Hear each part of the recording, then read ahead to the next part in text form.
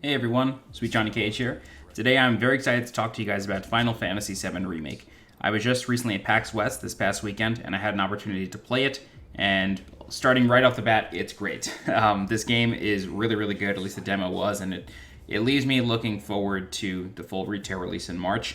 There's a lot of stuff to get through. I want to start off by telling you exactly how the demo worked, what the experience was like, and then we'll dive deeper into the demo itself.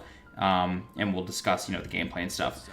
So as you're seeing behind me, in front of me, behind me for you, I'm starting off with the original reveal trailer, and the reason for this. There is a reason for this. When we were brought into the demo area, we waited online a bit. The people working the line, like the security, were Turks. It was these women dressed up in like Yakuza-looking suits, and they were not rude, but they were just very direct, like you would expect Turks to be. It was a really cool experience. I saw them talking to a few people online. They didn't talk to me, but it was interesting to see. It was pretty neat.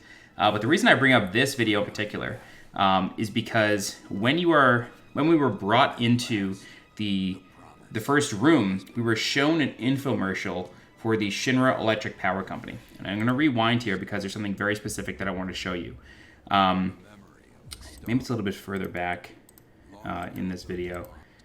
So in the video we saw Midgar during the day, and it looked really similar to this. Now, I believe this is Edge from Advent Children, which is the city built on the ruins of Midgar after the events of the game. I believe it's Edge in this video, but it looks like this. We see the train going by, which I believe we see in a second.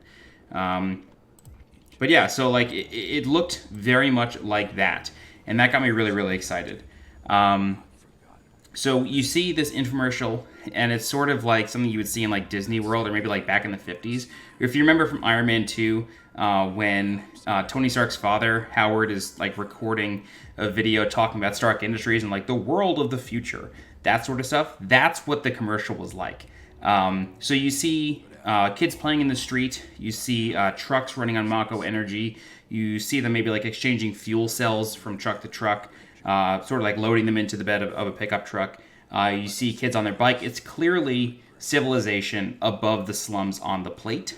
And then maybe like a minute or two into the infomercial, Jessie hacks the frequency and she hacks the feed. And she tells you about the mission that you're going to go on, which is effectively the demo. I highly doubt this is going to be in the retail game, but that's sort of the experience that we got starting off. It was pretty cool. She tells you, we're here to blow up a reactor. I think she may... I was checking over my notes, and very early on, I did write down that you gain limit from damage, and you gain ATB from dealing damage, so I think she went over that. I didn't sleep much this past week, so my notes are a little scribbly. And then she just explains how that demo will work gameplay-wise, so I'll get into that. So what I want to do now is I want to switch over to a different video, which is the E3 2019 gameplay reveal. So let's pause this, and then we'll switch over to that video now. So what we're going to do is now I'll talk about the demo itself. But actually, before I do that, sorry, there is one thing I have in my notes here, and it's that Jessie ends a transmission, and then it cuts to the opening scene with the train pulling into the station and Cloud jumping off.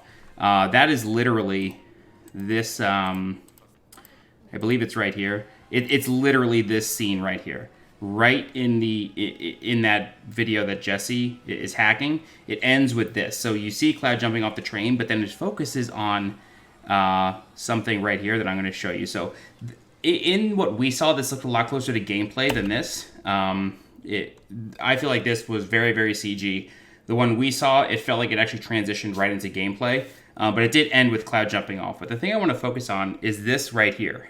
This looks like what I'm assuming is like a Mako power cell that's powering the train, and I'm pretty sure like it just focused on this. Like the camera literally like focused on this power cell.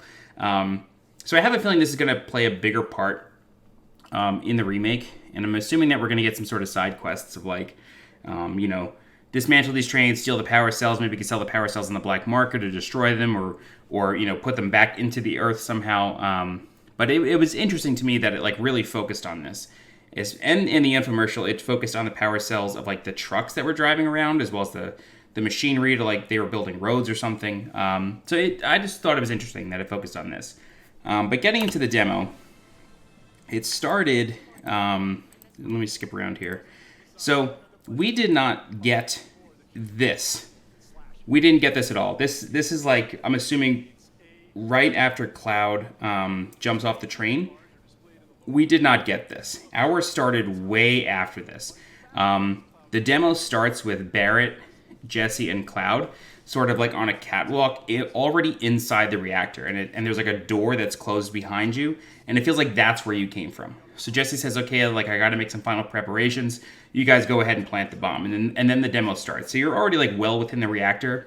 Maybe it's like after that elevator sequence. Although, if I remember correctly, I could have sworn that was Biggs on the elevator. Maybe it was Jesse. I can't really remember. But it feels like the demo we played at PAX started right after that.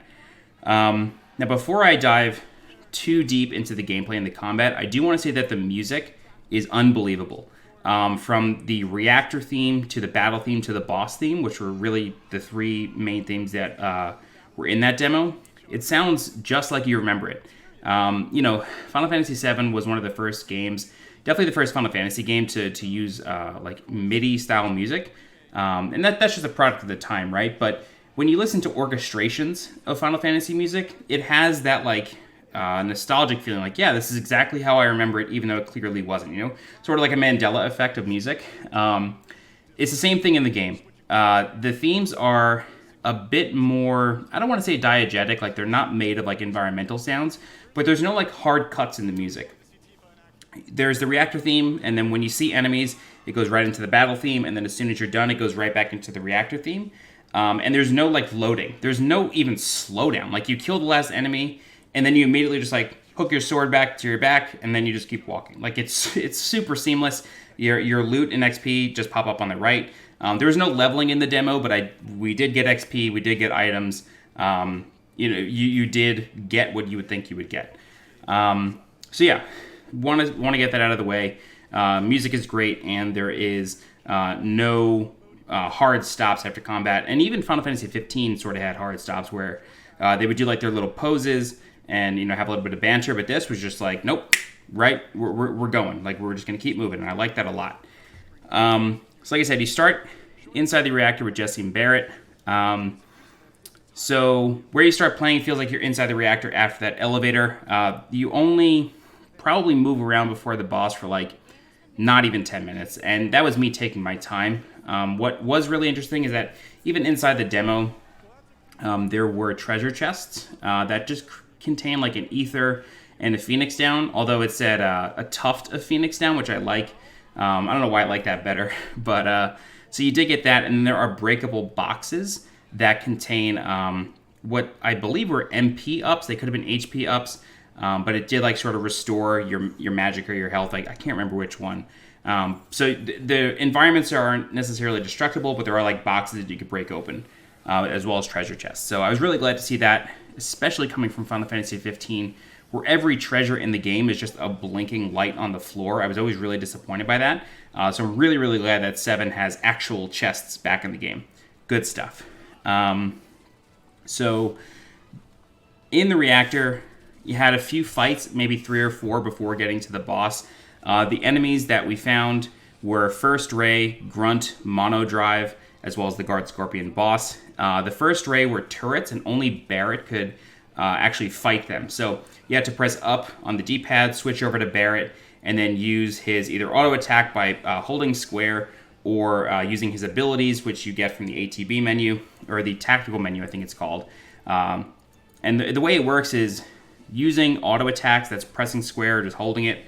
I'm not sure if you could hold it with Cloud, but you can with Barrett. Felt a little bit more natural since he has a gun, and the longer you hold it, at the end of maybe 3 or 4 seconds, he does a big charge shot that does bonus damage. So doing that, he's the only one who can attack the rays, and you just press up on the D-pad and get him to attack those.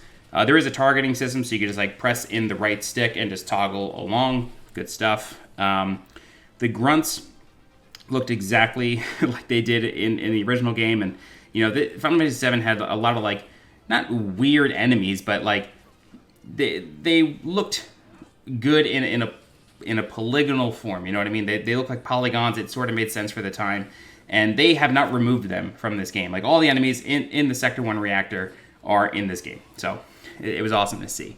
The one thing that I did want to talk about was the mono drives, and these are like the little like in the original game they seemed like flying enemies, but they weren't classified as flying enemies. They just sort of like bobbed up and down, and they were green and blue and red. They were in that first reactor. Cloud can fight them, but sometimes they will fly up. But Cloud gets like an auto jump animation where he sort of like jumps up and then fights them. So I think if an enemy is not classified distinctly as a flyer, every character can attack them, but if they do sort of fly up, then they get some sort of jump animation. So that was really, really interesting to see, and I tested it a couple times because you do fight those in more than one encounter, and it worked every time. So definitely pretty interesting. So in combat, first thing I did want to talk about is that the enemies are persistent in the world. So I'm sure you can get stealth attacks at some point, but it wasn't possible in the reactor. They were all sort of patrolling around, and you could see them from a distance. They could see you. No big deal. Like I said in the beginning, you gain limit from taking damage, and you gain ATB from dealing damage with your auto attacks. Switching between Cloud and Barret, you just press up or down on the D-pad. You do get full control of both. So that includes movement and combat abilities. And when you switch to one character, the other one just gets controlled by the AI. So it's not like they just stop attacking. So I really enjoyed seeing that. If you played Final Fantasy 15 later on, it's pretty similar. Out of combat, though, you only play as Cloud. So that was interesting. Barret does follow around. And their banter, and I'll get to this a little bit later, their banter is great. Like, it feels like a real conversation that they would have knowing their characters. So you can also, in combat, you can dodge by pressing circle. And this really does come in handy because if you are about to use magic or some sort of ability, an enemy can attack you and interrupt you, and you lose that ATB. I don't think you lose the MP, but you do lose the ATB that you spent on it. So you got to be careful, and you got to make sure that when you're about to use a spell, you're sort of clear of any incoming damage or an enemy coming near you. Just press circle and dodge away. So during this entire time that I've been talking, the video that I've had on is the boss encounter. So I'll just sort of rewind a bit. This way we can get back to sort of how this boss works. Right before actually, I'll show you the exact scene because it is in this video. So let's just scrub up here real quick. So right here, you come down a ladder, and then you walk up to the reactor core. Now, on the outside of this, you can just walk up to the railings and see all the Mako at the ground.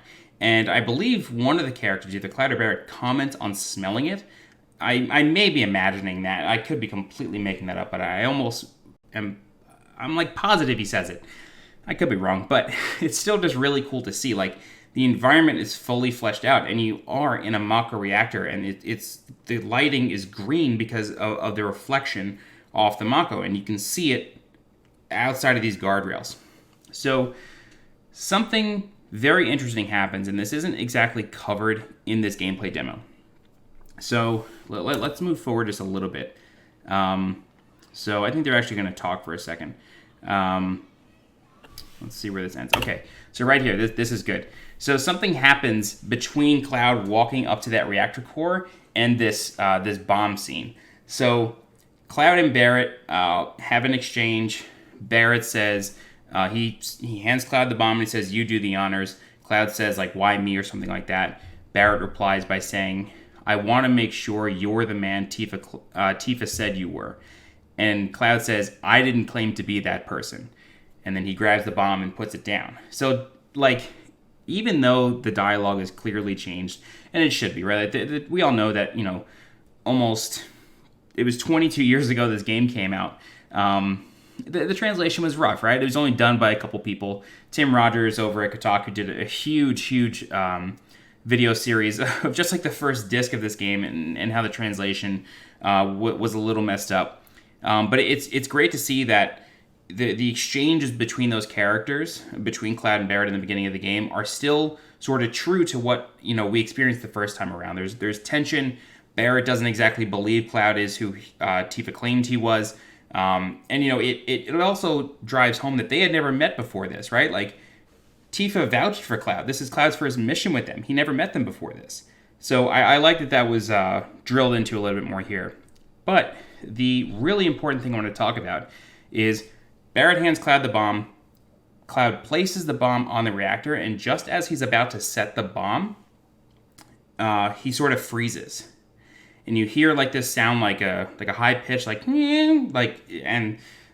sounded weird, but the camera sort of shudders, and Cloud sort of gets like fuzzy, and then he just sort of stares into the distance in horror and sees a single black feather falling to the ground. Then it hits the ground and disappears. And the music changes a little. The convention was really loud, so I couldn't hear it too well, but it sounded like the beginnings of, Sephiroth's theme or something dark and sinister. And then Barrett says, "Are you okay?" And Cloud snaps out of it, says he's fine. And then that's when this happens. So Cloud goes to press a button. Guard Scorpion appears. Barrett is thinking that Cloud crossed him. He's still working for Shinra. Cloud says, "I've never seen this security before." They fight the boss. It felt longer in this than it did while playing it. I could be wrong. But I feel like for the purposes of the E3 reveal, they made it a little bit long to sort of showcase more. But it didn't feel like it went on forever. It felt like a boss fight should. And I remember back in 97 playing this game for the first time, and the boss feeling like a real boss fight, right? It took a little while. So while it's on the wall here, Barrett is able to shoot it. Cloud can't do much. He can cast magic, but Barrett has the thunder materia, or the bolt materia. It always bothers me that they changed the name from bolt to thunder, because thunder is a sound, and lightning is the actual, the actual lightning. It's weird that they changed the name. But as far as materia goes and as far as spells, you do have arrow, blizzard, fire, and thunder. What's interesting is Cloud, in his Buster Sword, you can see one materia slotted in there, but he has 3 spells. He has arrow, blizzard, and fire, I think. Or arrow, blizzard, and cure. Cloud has cure in this case, and Barrett has thunder. So it's weird. Like, I don't know if that means that, one piece of materia is going to have different sets of spells rather than each piece of materia being one family of spells. That's unclear right now. There were no menus, like hard menus, like pause menus sort of, with materia, magic, equipment, all that sort of stuff. All we had access to were combat menus. Pressing options on the PS4 pad just brought up like the key, the button mapping menu to help you in the demo. So I'm just checking over my notes here. So you can be restrained by enemies. Actually, I'll get to that next, since this is lining up with staggering. Each enemy, not just bosses, each enemy has a meter, and as that meter fills below them, you can stagger them, very similar to Final Fantasy 15, then they take extra damage. What's very interesting here, though, is that each character has combat abilities that allow them to build higher amounts of stagger. So it'll do less damage, but greater amounts of stagger. And you access that in the combat menu. I forget the actual contextual name of the combat menu. The tactical mode.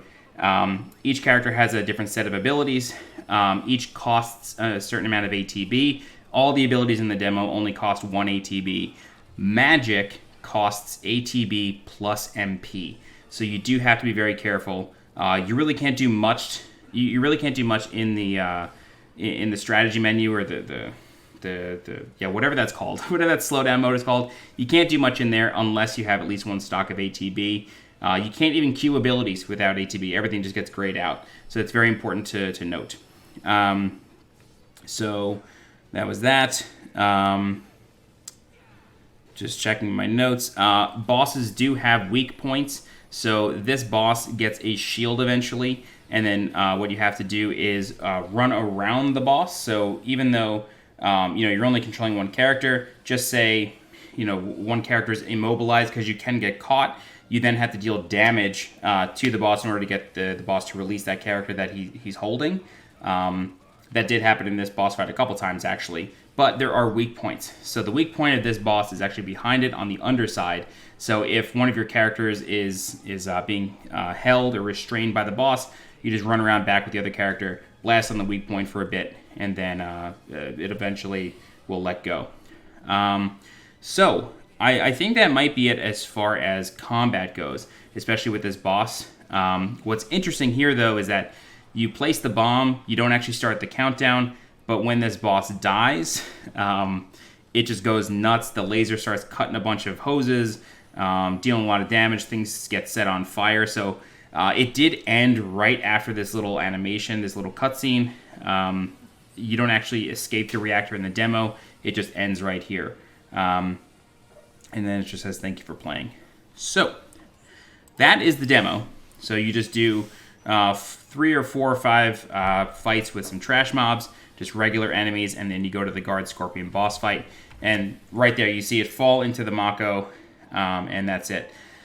So, something I did want to talk about here while the rest of this video plays out. We'll just sort of skip over to the trailer that gets played here. So, like I said, there is banter in this game. As Cloud and Barrett are just sort of running around the reactor, they are talking. And Barrett, mentions, hey, do you think if we fell in, we'd go to the core of the planet? Cloud just sort of dismisses it because at this point in the game, he's still like a cocky dude and doesn't really care. He's only here for the money. But it's clear that like Barrett is concerned about the planet. And that's actually something that I'm super, super happy to see.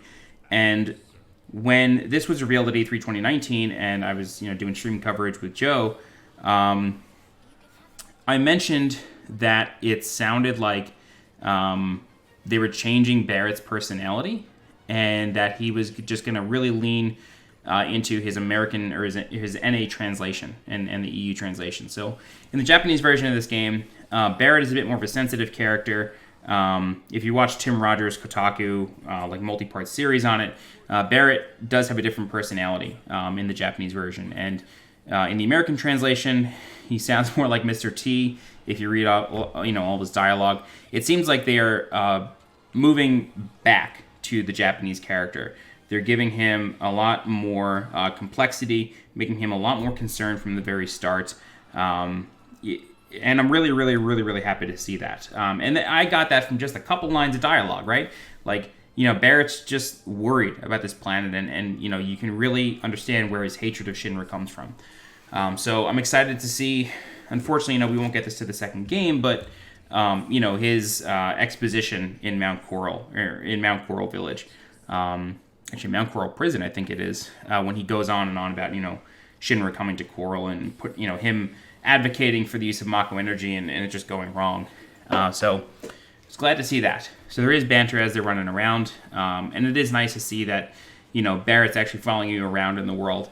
Unfortunately, you can't control him as you're walking around, but I think that matters a lot less. We'll have to see what happens, in the next game when you control Sid and Tifa. So no major menu is available. Pressing options brought up the control scheme. I believe I was playing this on a PS4 Pro. Hard to know. The machines were underneath the monitors where we were playing. They were sort of hidden. But I did see one of the attendants reset the demo on another station, and it went to a PS4 menu. I don't know how dev kits work. I really have no idea. Like, it could have been a PC with that menu. I have no idea. But it did feel like it was on a PS4. It ran at 60 frames a second. I can tell you that there was a tiny bit of slowdown at the very beginning when Jesse was leaving the screen. So I'm actually wondering if they're still working through some frame rate problems when there's more than 2 characters on the screen. I could be completely wrong. Could have just been a fluke. But I did notice when someone else was playing too, was that one little interaction with 3 characters on the screen. A little bit of lag. Combat, super fluid. The environment, super fluid. Boss fight, super fluid. It never felt like it slowed down, at least that I could notice. But yeah, I played Final Fantasy VII Remake. I never thought it would happen until it came out, but I was lucky enough to be able to play it. So, I think that's it. I honestly wasn't too worried about this game, without having played the demo. Like, I thought it was going to be great. I guess my only real concern, even to this day, is like, how is the end game going to work, right? Like, you know, we know that this first game in the remake series is only going to cover Midgar, but how's it going to work? You know what I mean? Like, are we going to finish Shinra and then leave Midgar and the game just ends, or will there be some end game content where we can sort of go back into Midgar without needing the key from Bone Village, and then, you know, we can continue from there. But yeah, the demo is really good. If you have an opportunity to play it, I'm assuming it'll be a Tokyo Game Show, so if you're going there, I definitely recommend playing it. But it's good. The game's in a good place. It just feels good. It feels right. It feels like a modern Final Fantasy, but it feels like a modern Final Fantasy that really, really respects the original source material, especially when it comes to combat, in the tactical menu, and just, you know, just being able to sort of like mash square and you know, just attack enemies. Like, those auto attacks don't do a ton of damage. You really have to use them to build ATB. They're for a purpose. You know, it's all there for a purpose. So it's good to see. Interested to see how the materia system actually works. I'm interested to see how the menus work and what they actually look like. Menus are weirdly like one of my favorite things in modern Final Fantasies. You know, Final Fantasy 13. I'm not a big fan of how of the gameplay of that game, but I did think it had some of the sexiest menus ever in an RPG, in video games in general. I really loved those menus, and how, like, when you went to each character's, I think, like, status menu or equipment menu, they just sort of like looked up, like it was like a weird action pose that lasted half a second. Loved that. Thought it was the coolest thing ever. So I'm excited about the menus. Just looking over my notes here real quick. I think that's it.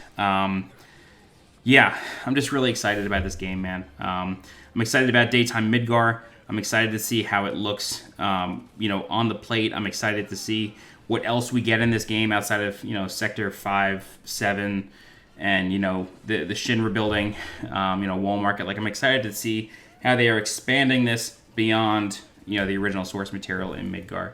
And playing this demo gives me a lot of hope for it. So if you're still, you know, a little on the fence about it, take one man's opinion. It's great. It plays really well, and it's just a lot of fun to play.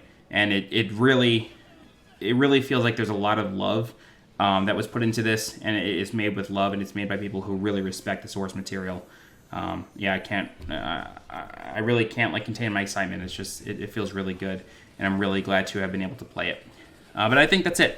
All right. Of course, you know, I'll be doing as much Final Fantasy VII content as I can when it comes out in March of 2020. Coming up on the channel, though, I do have Link's Awakening coverage coming in the next few weeks. That releases on September 20th. I'm doing guides for that whole game. So if you have any requests for that game, let me know. Happy to take requests. But yeah, I guess that's it. All right. If you like this content and you want to see more like it, please subscribe to the channel. If you want to follow me on Twitter, you can find me at SJCage. I'm always chatting about something. But yeah, I guess that's it. All right. I'm SweetJohnnyCage. Thanks so much for watching, and I'll see you next time. Bye-bye.